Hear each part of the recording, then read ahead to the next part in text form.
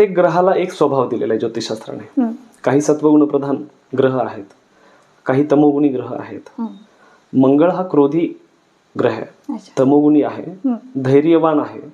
मंगळाला नवग्रहामध्ये सेनापतीचा दर्जा दिला आहे. नवग्रहांमध्ये मंगळ सेनापती आहे.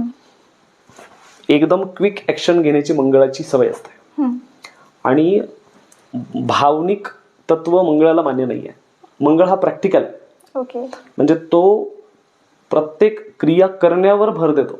म्हणजे एका जोडीदाराला मंगळ आहे आणि एका जोडीदाराला मंगळ नाहीये, अशा दोघांचं जर लग्न झालं तर एक जोडीदार की ज्याला मंगळ नाहीये तो थोडासा भावनिक असेल, आणि एक जोडीदार की ज्याला मंगळ आहे तो प्रॅक्टिकल असेल. म्हणजे म्हणेल की आपण फिरायला जाऊ, फिरायला गेल्यानंतर तो इमोशनल नाही होणार. जोडीदाराला घेऊन फिरायला गेल्यानंतर तो इमोशनल नाही होणार, तो प्रॅक्टिकल राहील.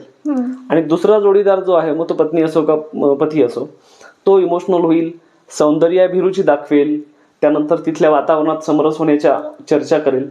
त्या चर्चा हा नाही करणार. वैचारिक पात्रतेमध्ये मग मॅचिंग नाही होणार की आपण इथे आलोय आणि आपण कुठेतरी उदाहरणामध्ये आपण की जो आपला रोमॅन्टिक लाईफ असायला पाहिजे तिथेही विचारांमध्ये गॅप पडतो.